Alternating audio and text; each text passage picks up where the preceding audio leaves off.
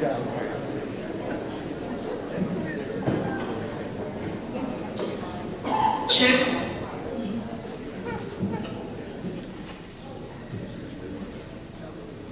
Good evening and welcome everyone to the city of Edinburg. This is our historic auditorium and we thank you for being here today. It's been recently renovated, so we're really happy to have this program. We have a series of speakers today. For the first, what we hope to be annual UFO conference. And from the looks of it, I think we are going to continue it. It's a very popular subject.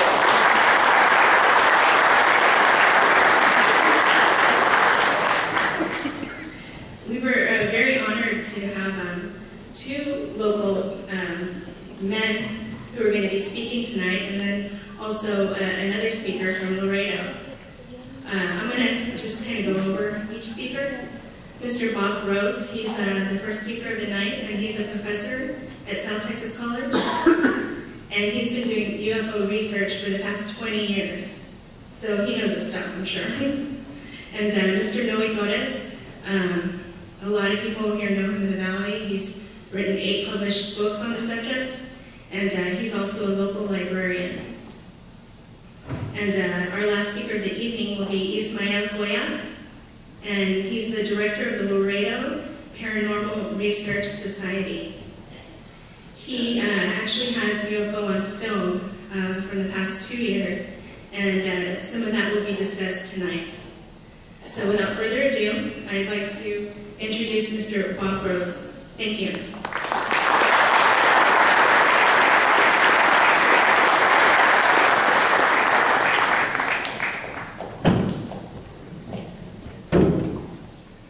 Good evening, everyone. Welcome to the first annual Edinburg UFO Conference. My name is Dr. Bob Gross. And before I begin, can I please remind everyone to turn your cell phones off or turn them to silent or buzz position.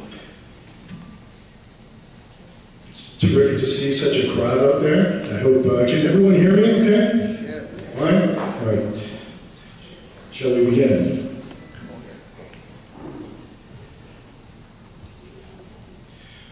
My presentation this evening is going to be on the Kecksburg incident. The Kecksburg incident is rated as ranked as the 7th most important UFO incident in all history.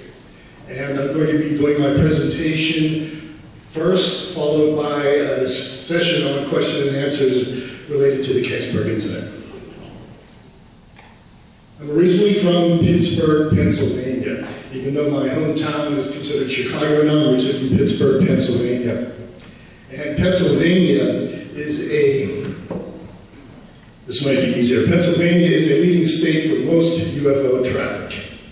As you can see, or maybe you can't see from where you're sitting, but these charts indicate, one from MUFON, Pennsylvania is listed number 4 as the highest traffic of UFOs, and in the National UFO Reporting Center is listed as number 8.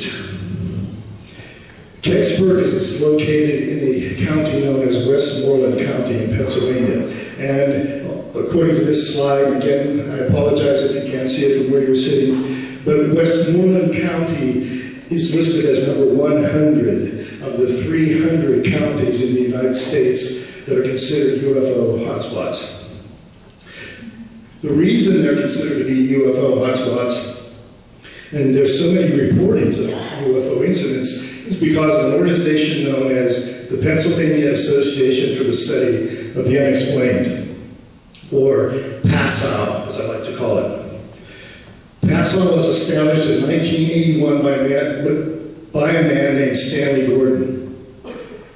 What it did, it actually conducted correlational studies. They did research links between natural phenomena and paranormal phenomena. This is a picture of Stanley Gordon, and Stanley's in his command center in Greensburg, Pennsylvania, and if you can see from where you're seated, there's all types of equipment there. There's anything from Geiger counters to tape recorders to walkie-talkies in there. And if you were working with PASA at the time, you were trained how to do work and use any of that equipment effectively. I would consider PASA possibly the ultimate paranormal and investigative unit. It contained 35 members, all professional volunteers, anywhere from physicians to scientists to biologists to college administrators to law enforcement agencies. At that time, it was probably considered the ultimate paranormal investigation unit. And again, here it is it's a meeting notice from PASA, and it also states what the 11 meetings a year are, that they met once a month, and also talked that they would be involved with sensitive, classified information that they would be dealing with. This comes from the field manual from the PASA organization. It's a page known as the UFO shape ID chart. As you can see, each chart had a number to it. It was borrowed from the MUFON chart at that time. Here is a similar chart released by the Air Force.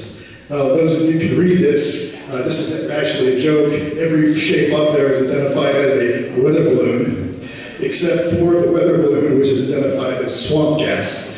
But most organizations have these types of manuals, and I actually brought the manuals with me from the PASA organization, if anyone would care to see them afterwards. PASA's pet research project was the Kecksburg incident. The Kecksburg incident happened back in 1965. I didn't get involved into the PASA organization until 1985, 20 years after the Kecksburg incident. I contacted PASA back in 1985, and I requested to have access to their files. Not because I wanted to research UFOs, but my background is in the arts. And I was writing a children's musical based on flying saucers, and I wanted to base the musical on true stories. So I asked Stanley Gordon if I could have access to the files that PASA had on UFOs. He said that I could have access to those files, but there were conditions. And those conditions were based on previous research I had done in Pennsylvania. In 1984, I earned a doctorate from Penn State University. Regardless of what you think of Joe Paterno, Penn State is still a top-notch research university. And I earned a degree there, and my degree involved was the only only doctoral student at Penn State to use a statistical tool known as a multivariate analysis of variance. And as a result, I was given an award for my dissertation, and I was doing presentations all over the country based on the research that I had done. So they said that I could have access to their files if I would work for them, or actually volunteer for them as a researcher, a professional researcher. Also, I had to submit to a background check, and I had to submit to a psychological test. And believe it or not, I passed both of them, and that's my ID badge from PASA for 1985. My work then and my research with paranormal investigations, joining PASA was my first large step and a very long bridge to research on my behalf. My first field investigation with PASA happened in 1985. In 1987, I participated in the National UFO Information Week. In 1989, I investigated and researched a close encounter of the first kind. It was my own. And in 2006, I joined the Albuquerque Paranormal Group when I was living in New Mexico. 2010, I joined the Las Cruces Paranormal Investigators. And in 2011, I finally joined MUFON. So let's get into the, thank you. Let's start to take a detailed look at the Kecksburg incident. It was Thursday, December 9th, 1965. I remember it well because it was a very warm December back in Pennsylvania. An event has started to unfold about 30 miles outside of Pittsburgh in a rural area known as Kecksburg, which was located in western Pennsylvania. At the time, I was listening to the whole event unfold on a car radio, an AM car radio, in a 1965 Chevy Impala.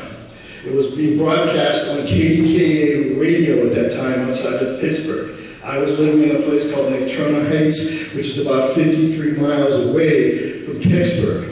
I was listening to it in a church parking lot. I should have been inside the church, but for various reasons I wasn't. But I was still listening to the Kecksburg incident unfold at that time in Kecksburg.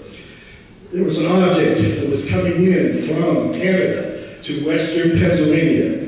Along its flight path, there were thousands of witnesses, thousands of them, including pilots. They described it as a fireball slashing through the sky, and there was a trail of smoke behind it. Now, when it got to Ohio, it did a weird thing. It slowed down, it stopped, and it made a left at Ohio. So in Ohio, it made a left and started heading towards Pennsylvania.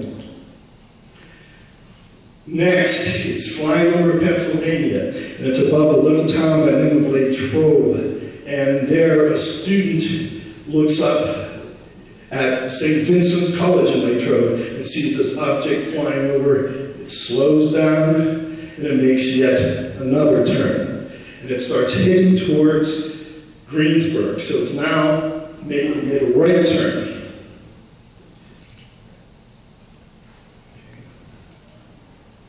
Now this is the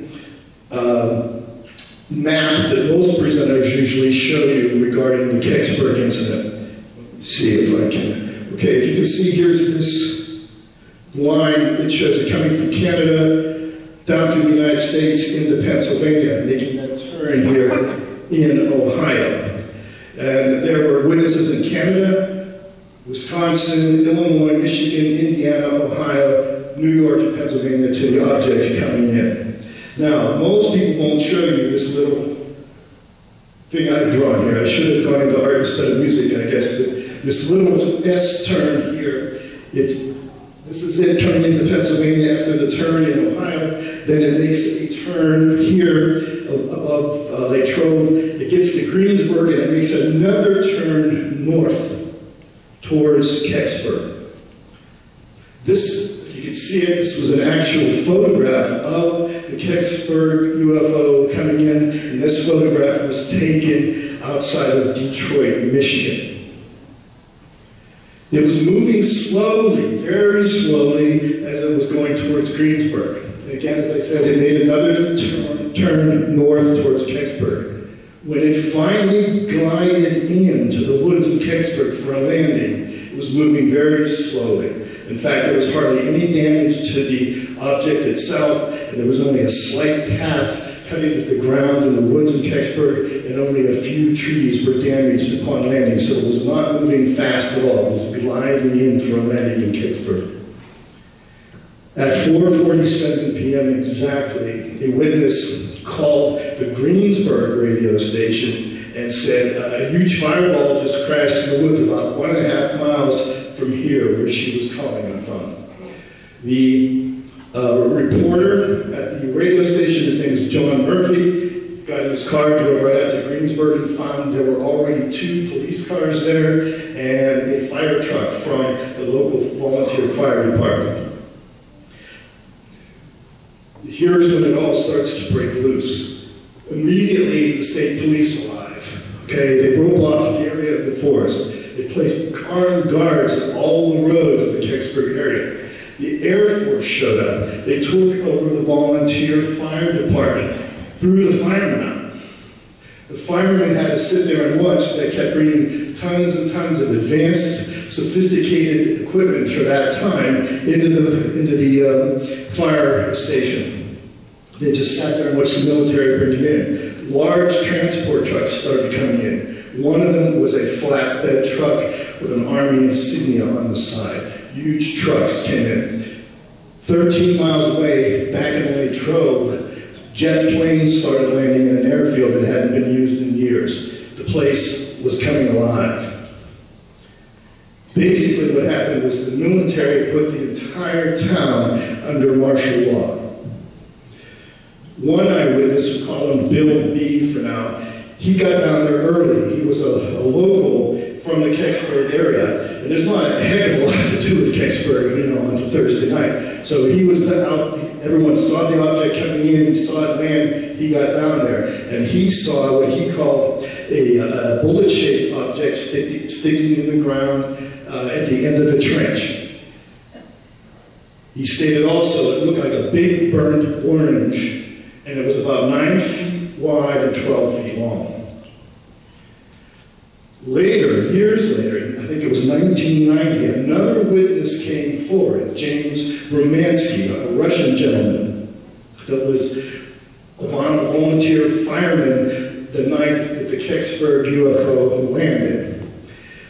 He said he saw the object as well, and he said it had a shape of an acorn, and it was made of a shiny silvery metal which had a light touch of gold in it. Its bottom, the base, surrounded by a kind of a ring or a metal bumper which had strange writing on it. He claimed the writing looked like hieroglyphics without the animals. So he was Russian, and he said it did not look like any Russian writing he had ever seen.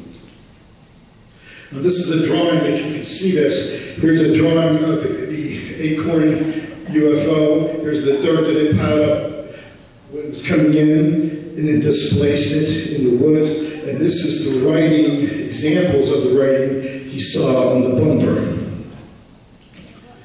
Now, just as a side note, in 1977, the United States put out 2 deep space explorers known as the Voyagers.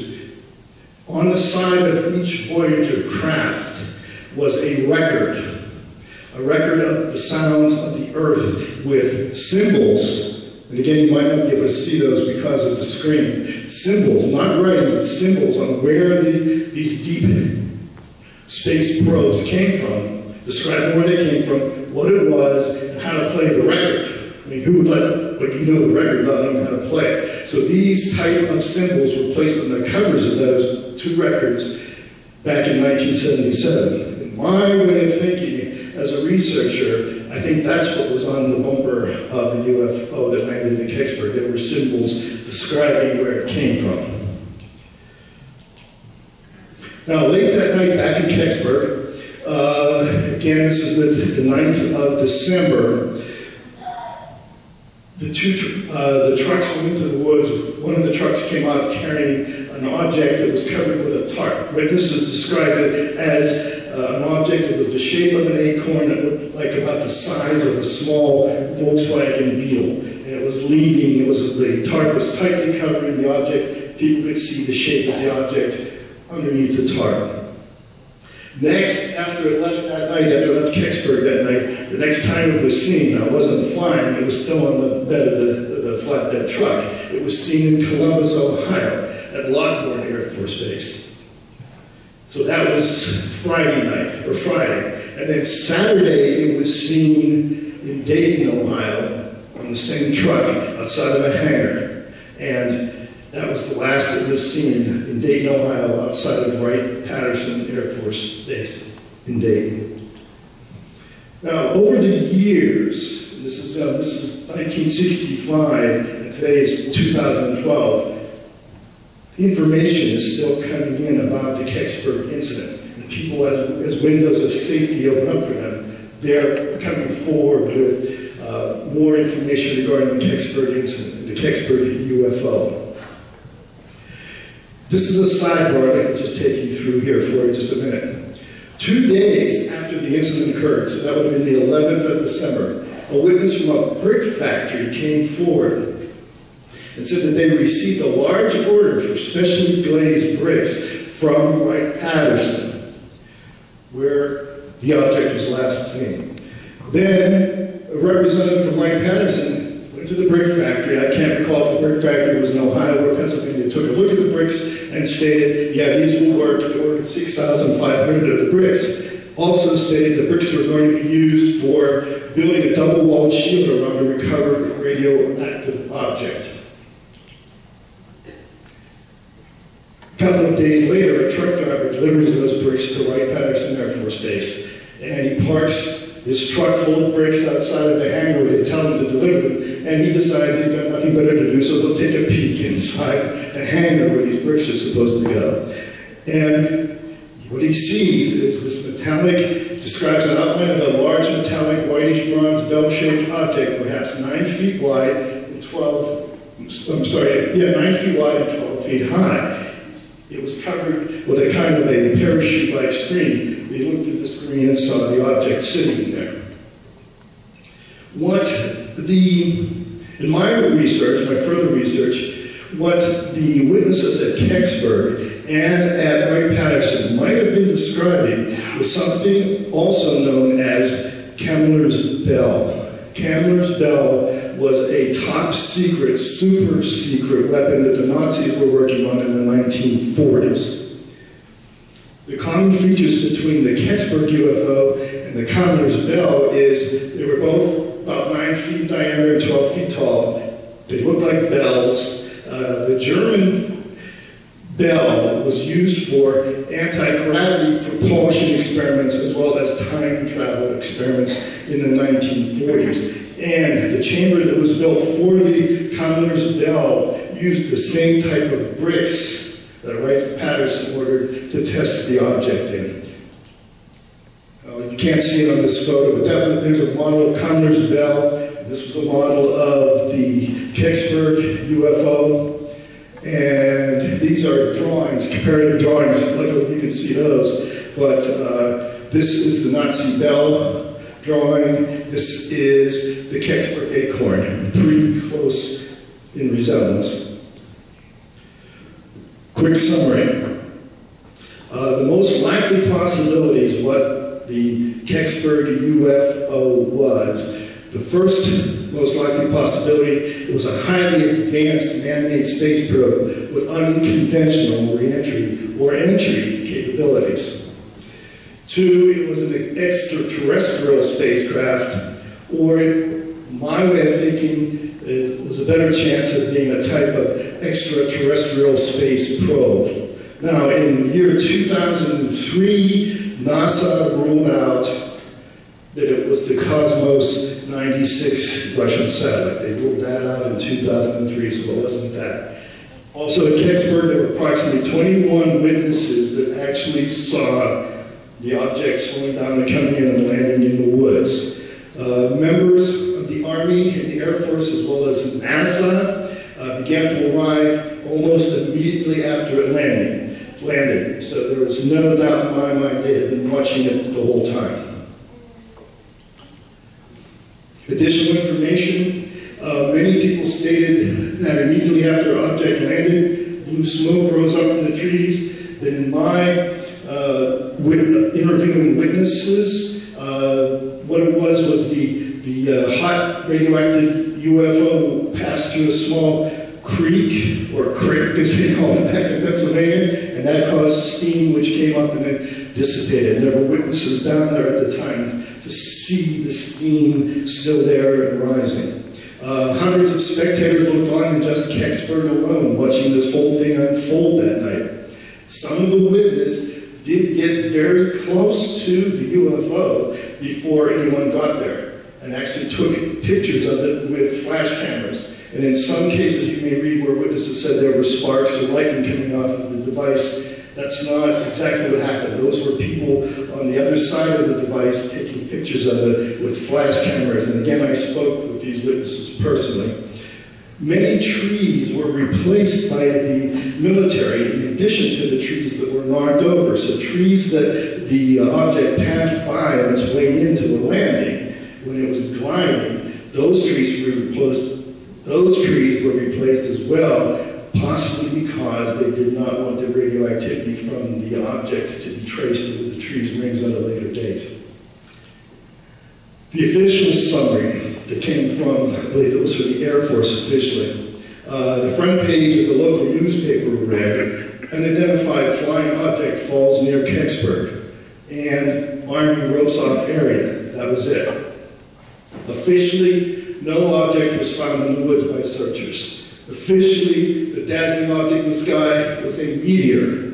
Now, tonight during meteor shower tonight, tomorrow, if you see any meteors making S traces or figure eights, it's probably not a meteor. But they claim that's what happened. That it was a bright meteor. A report later on involved that there was strictly a rumor that it was a Russian satellite that landed that evening. However, this discussion still goes on as late as 2011. One other thing I want to just talk to you briefly about. I call this portion of the presentation PASA Kicks the Hornet's Nest. In 1987, PASA put on several, well, it started mostly in 1987, they put on displays in shopping malls in Westmoreland County. These displays had artifacts of alleged landings of UFOs, as well as top secret documents that had information on them that were redacted information from other sources, high class or classified information. They had displays and workshops there. The first one that we did back in August of 1987, there were probably 10 of us there to help at the workshop. And we got unexpectedly large crowds. Between 700 and 2,000 people were estimated showed up. And we were getting all types of information from these individuals about UFO sightings, landings, as well as about the Kecksburg incident. At that time, I remember talking to Linda Moulton Howes, if you know her from Coast to Coast. Her mother was there, as well as George Knapp was there as part of this display in the Westmoreland Mall. Here was a flyer that went out. PASA and Stanley Gordon were really trying to get people to come to this event. Here is a letter, just let me describe it to you briefly.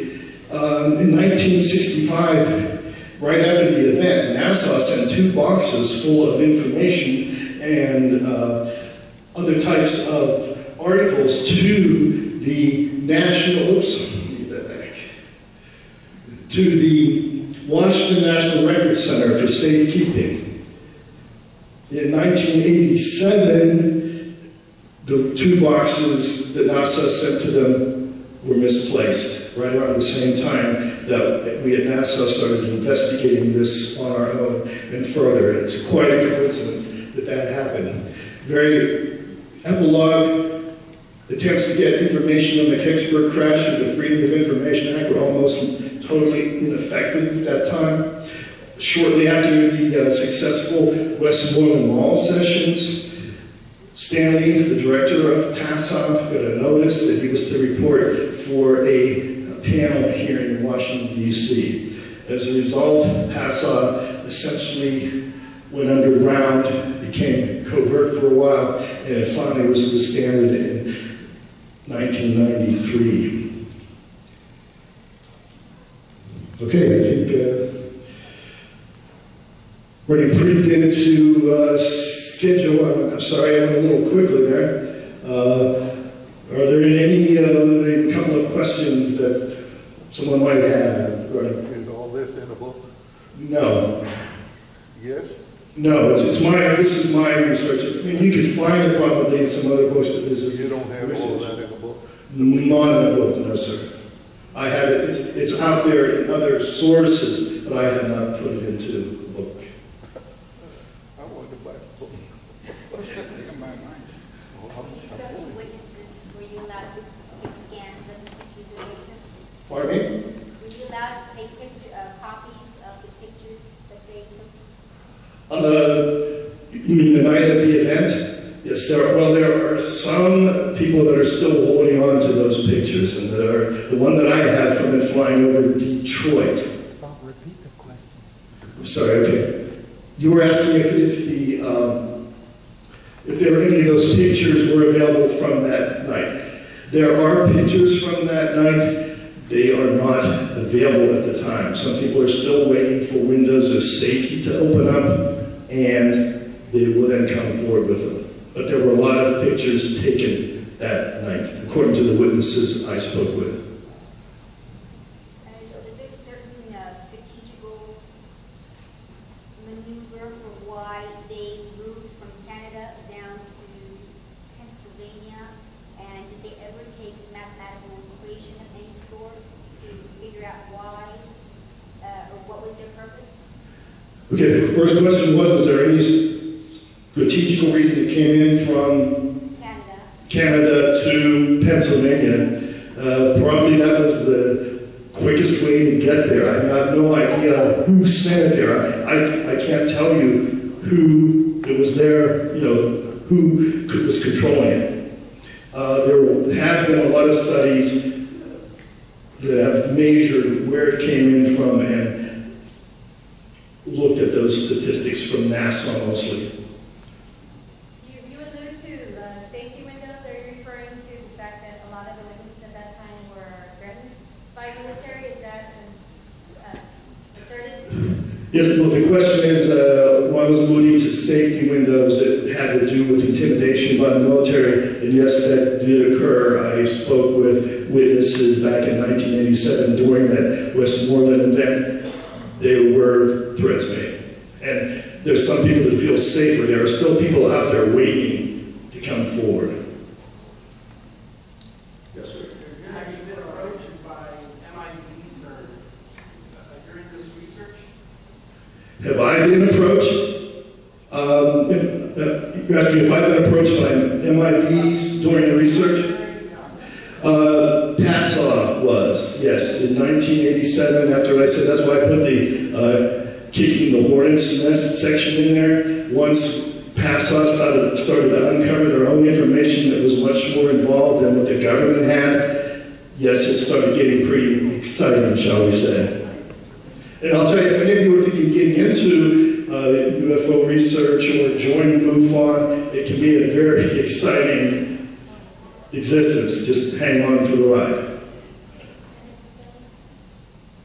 The gentleman here has been open his hand. Oh, I'm sorry. Yes, sir. Is there any correlation you know of between the UFO project and the anti-gravity project that is going on? For instance, if you went bomber had anti-gravity technology and goes into this like those pictures, but they are in 1947, right after the war, there was work done with Dr. Violet, who was the Navy commander and he's, I think, a doctor, but he's done a lot of work on trying to find out the effect of magnetism on gravity. Yes, the question has to do with, is there any correlation done between UFOs and anti-gravity experiments? No, just the one that I alluded to in my presentation, the Kemmler's bell from the 1940s, that was part of an anti-gravity experiment that was done by the Germans. Now, during that experiment, several scientists and people died during those experiments. So there were anti-gravity experiments going on that might have been tied to that same bell, the UFO.